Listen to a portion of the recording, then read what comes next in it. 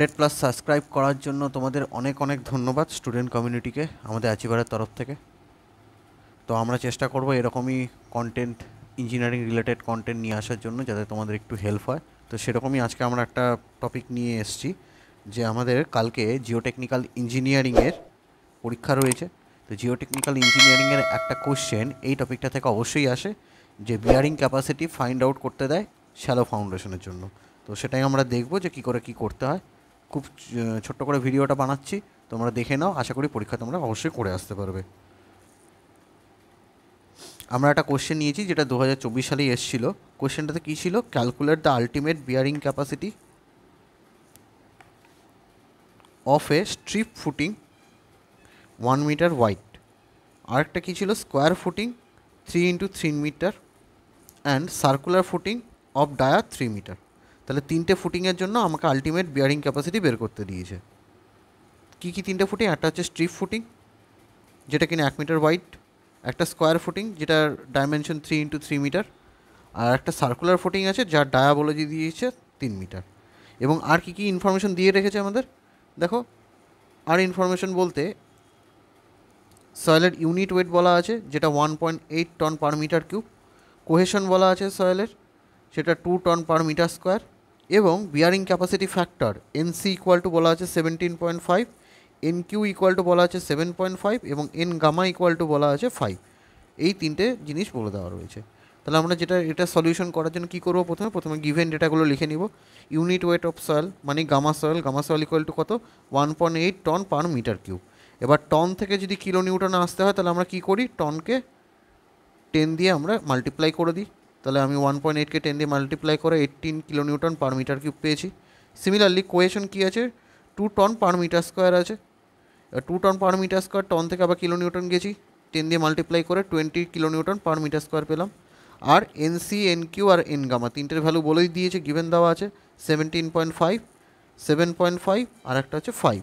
এই যে তিনটে ফ্যাক্টর, এগুলো হচ্ছে টারজারি বিয়ারিং ক্যাপাসিটি ফ্যাক্টর। এটা কিন্তু পরীক্ষাতে এমসিকিউও ফ্রেম করা এখান থেকে, যে এই N C, N Q, N gamma এটা কিন্তু ডিপেন্ড করে শুধুমাত্র অ্যাঙ্গেল অফ ইন্টারনাল ফ্রিকশন বা ফাইয়ের ওপর। ওকে, এটাও মাথায় রেখে দিব অঙ্কটা করার জন্য, বা এমসিকিউতে তোমাদের আসতে পারে। তাহলে আমরা কী করবো? প্রথমে স্ট্রিপ ফুটিংয়ের জন্য বের করব, দেন স্কোয়ার ফুটিংয়ের জন্য বের করব, দেন সার্কুলার ফুটিংয়ের জন্য বের করব। ওকে, আমরা একটু দেখে নিব, তাহলে সুবিধা হবে। আচ্ছা, আমরা তাহলে প্রথমে কী করছি? স্ট্রিপ ফুটিংয়ের জন্য বের করছি। স্ট্রিপ ফুটিংয়ের উইথ কত বলে দিয়েছে না? 1 মিটার। তাহলে আমরা বুঝতেই পারছি 1 মিটার মানে কি? B equal to 1 metre. আচ্ছা, আলটিমেট বিয়ারিং ক্যাপাসিটি বের করার জন্য টারজারি যে ফর্মুলাটা দিয়ে গেছে, কিউ মানে ultimate bearing capacity equal to কি? সি মানে কোহেশন, এনসি হচ্ছে bearing capacity factor, plus gamma মানে unit weight of soil, DF মানে হচ্ছে ডেপথ অফ ফাউন্ডেশন। কী জিনিসটা আমি যদি একবার ছোট্ট করে বুঝিয়ে দিই। ধরে নাও এটা আমার গ্রাউন্ড লেভেল, এটা আমার জিএল লেভেল, এবং জিএল লেভেল থেকে এরকম একটা পজিশনে কি করা হয়েছে? সয়েলটা আন্ডার কাট করে এখানে ফাউন্ডেশনটাকে তৈরি করা হয়েছে। ওকে, এরকম জায়গাতে আমার ফাউন্ডেশনটা আছে।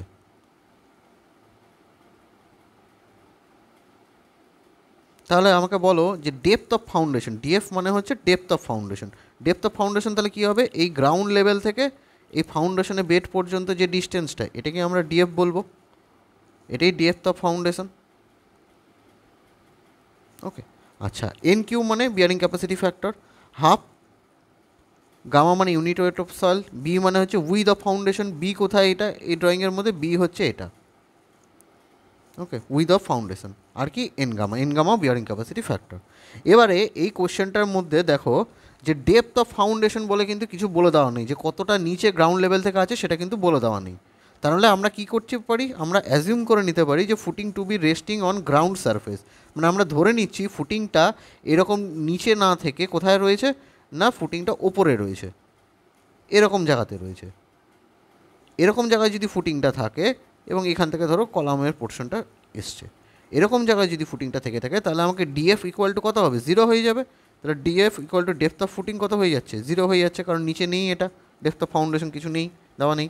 আচ্ছা, যদি 0 হয়ে যায়, তাহলে বলো আমাকে এই যে ফ্যাক্টরটা রয়েছে gamma into D F into N Q, এই টোটালটা মাল্টিপ্লিকেশন আছে। এবার এখানে ডেপথ অফ ফাউন্ডেশন 0 মানে কি? টোটাল টার্মটা 0 হয়ে গেল, মানে ফর্মুলা থেকে এটা না বসলেও চলছে। তাহলে আমরা বাদ বাকি ভ্যালুগুলো বসিয়ে দিই। কিউ ইউ ইকুয়াল টু, তাহলে সি ইকুয়াল টু কত পেয়েছিলাম? 20 kilo newton per metre square পেয়েছিলাম। আচ্ছা এনসি কত দেওয়া ছিল, 17.5 দেওয়া ছিল। আচ্ছা এখানে কী রয়েছে, এটা হাফ আছে। গামা মানে ইউনিট ওয়েট অফ সয়েল কত ছিল, 18 kilo newton per metre cube ছিল। বি কত, তাহলে বি অ্যাজিউম করে নিয়েছি আমরা স্কোয়ার ফুটিং, স্ট্রিপ ফুটিংয়ের জন্য 1 মিটার বলে দিয়েছে, সরি স্ট্রিপ ফুটিংয়ের জন্য 1 মিটার, তো এখানে ওয়ান বসাচ্ছি।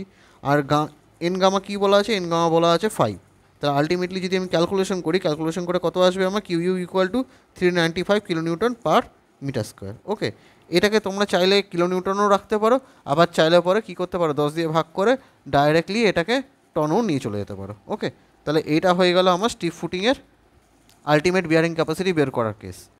দেখবো আমরা দেখবো স্কোয়ার ফুটিংয়ের জন্য আলটিমেট বিয়ারিং ক্যাপাসিটি। এবার স্কোয়ার ফুটিংয়ের সাইজ কত বলে দিয়েছে, একটা ছবিতে প্ল্যান আঁকিয়েছি, প্ল্যানের মধ্যে এটা স্কোয়ার ফুটিং আছে, যার একটা সাইড 3 মিটার এবং অপর সাইডটাও 3 মিটার, যেহেতু স্কোয়ার ফুটিং।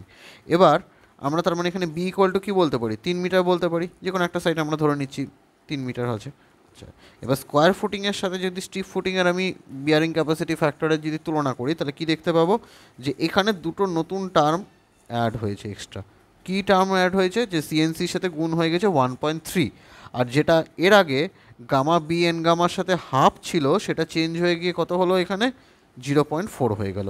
এটাই কিন্তু চেঞ্জেস আসছে, এই চেঞ্জটা কিন্তু আমরা মাথায় রাখতে হবে, তারা পরীক্ষার সময় ইজিলি করে আসতে পারবো। সিমিলারলি আগের মতোই আমরা ডেপথ অফ ফুটিংটা কত ধরে নিয়েছি, 0 ধরে নিয়েছি, ধরে নিচ্ছি যে গ্রাউন্ড লেভেলে আমার ফাউন্ডেশন আছে, যেহেতু ডেপথ অফ ফুটিংটা নেই, তাহলে এটা যদি 0 হয়ে যায়, তাহলে এই টোটাল টার্মটা কী হয়ে গেল, 0 হয়ে গেল। তার মানে এটা আর ফর্মুলার মধ্যে আমরা ইউজ করছি না, তাহলে বাকিগুলো আমরা জাস্ট ভ্যালু বসিয়ে দিব। 1.3 ফর্ম থেকে বসলো। আচ্ছা কোয়েশন কত, 20 দেওয়া ছিল, 20 বসলো। এনসি কত আছে, 17.5 বসে গেল, প্লাস 0.4 বসে গেল। Gamma unit weight of soil কত আছে, 18 আছে, 18 বসে গেল।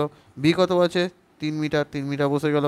এন গামা কত আছে, 5 মিটার, 5 বসে গেল এখানে। এন গামা কিন্তু কোনো ইউনিট হয় না, ঠিক আছে, এটা একটা ফ্যাক্টর কিন্তু। ওকে, আমি ভুল করে বলে ফেললাম। আচ্ছা কিউ ইউ ইকুয়াল টু কত হলো, তাহলে আলটিমেটলি ক্যালকুলেশন করে দেখা যাবে 563 kilo newton per metre square. Similarly তোমরা এটা কিলো নিউটনও রাখতে পারো, অ্যাজ ওয়েল অ্যাজ আবার এটা টনও কনভার্ট করে কিন্তু নিয়ে যেতে পারো। ওকে, স্কোয়ার ফুটিংটা যদি বোঝা যায়, তাহলে এবার আমরা নেক্সট যাচ্ছি কি, সার্কুলার ফুটিংয়ের জন্য। এবারে সার্কুলার ফুটিংয়ের ক্ষেত্রে কি বলে দিয়েছে, ডায়া কত বলে দিয়েছে, 3 মিটার। এবার এটা যদি সার্কুলার ফুটিং হয়, তাহলে এটাকেই আমরা কি হিসাবে রিপ্রেজেন্ট করতে পারি, বি হিসাবে। তার মানে এটা কত হয়ে যাবে, বিটা 3 মিটার হয়ে যাবে। ওকে, যেহেতু আমরা ফর্মুলাটা বি দিয়ে পড়ে এসেছি, তাই বি দিয়ে মনে রাখবো আমরা, আমাদের সুবিধা হবে, বি জায়গায় ডিটা চেঞ্জ করবো না। আচ্ছা এবার সার্কুলার ফুটিংয়ের সাথে যদি আমি স্কোয়ার ফুটিংয়ের তুলনা করি, তাহলে দেখো একটা জায়গাতেই কিন্তু এখানে চেঞ্জেস হয়ে যাচ্ছে। কোন জায়গাটা, এই 0.3টা। এটা আমার স্কোয়ার ফুটিংয়ের জন্য কত ছিল, 0.4 ছিল, সেটা এখানে কত হয়ে গেল, 0.3 হলো। বাকি কিন্তু সব সেম আছে, এখানে 1.3 সিএনসি এবং গামা ডিএফ এন কিউ, এটা কিন্তু সব কিছু সেম আছে।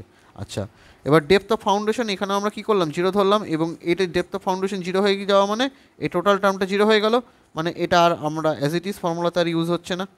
পরীক্ষার সময় যদি ডেপথ অফ ফাউন্ডেশনে ভ্যালু থাকে, তাহলে কিন্তু অবশ্যই কিন্তু আমরা ডেপথ অফ ফাউন্ডেশনটা এখানে পুট করে নিব। ওকে, এটা কিন্তু ভুল করলে কিন্তু হবে না, পরীক্ষার সময় দেখে নিব কোশ্চেনটা কী বলেছে। আচ্ছা তাহলে আলটিমেট বিয়ারিং ক্যাপাসিটি ফর্মুলাতে জাস্ট এবার ভ্যালুগুলো পুট করে দেবো। 1.3, কোয়েশন 20, এনসি ভ্যালু হচ্ছে 17.5, প্লাস 0.3 বসলো। Unit weight of the soil 18 বসে গেল। বি হচ্ছে 3 মিটার, এখানে 3 মিটার বসলো। এন গামা 5 বসে গেল। আলটিমেটলি ক্যালকুলেশন করে কত আসলো, 536 kilo newton per metre square. এবার এটা তোমরা চাইলে এইভাবেও করতে পারো, বা তোমরা এটাকে কনভার্ট করে টনেও নিয়ে যেতে পারো। ওকে, আশা করি তাহলে বোঝা গেল। তাহলে এই যে টপিকটা, এই টপিকটা খুব ছোট্ট একটা টপিক, আমি অল্প ভিডিওর মধ্যে করে দিলাম। তোমরা একবার করে দেখো, দেখে নিয়ে এই অঙ্কটাকে না দেখে একবার করার চেষ্টা করো, তাহলে দেখবে পরীক্ষার সময় কিন্তু আরাম করে এটা নামিয়ে আসবে। পরীক্ষায় কিন্তু এখান থেকে একটা কোশ্চেন ডেফিনেটলি আসবে। ওকে, একটা জিনিস বলার ছিল, যে যদি আমাদের কাছে তোমরা কেউ পড়তে চাও, আমাদের নতুন ব্যাচ শুরু হচ্ছে 10/6/2025 থেকে। তোমরা এই যে নিচে দেওয়া যে নাম্বারটা রয়েছে, এই নাম্বারে কল করতে পারো। সকাল 10টা থেকে রাত 9টা পর্যন্ত সময় রয়েছে, তোমরা কল করো এই টাইমের মধ্যে, যদি কোনো কোয়ারিজ থাকে অ্যাডমিশন রিলেটেড। এবং আবারও অনেককে থ্যাংক ইউ, যারা আমাদেরকে সাপোর্ট করেছে, আমাদের উপর বিশ্বাস করেছে। আমরা চেষ্টা করব তোমাদেরকে যাতে আরও ইনফরমেটিভ ভিডিও দিয়ে হেল্প করা যায়। এবং যারা এখনও সাবস্ক্রাইব করোনি, তাদেরকে বলবো সাবস্ক্রাইব করে দিতে। এবং যদি ভিডিওটা ইনফরমেটিভ লেগে থাকে, ভালো লেগে থাকে, তাহলে অবশ্যই লাইক করো, কমেন্ট করো, কোথাও বুঝতে না পারলে অবশ্যই জানাবে, এবং বন্ধুবান্ধবের মাঝে শেয়ার করো। সবাইকে নমস্কার, থ্যাংক ইউ।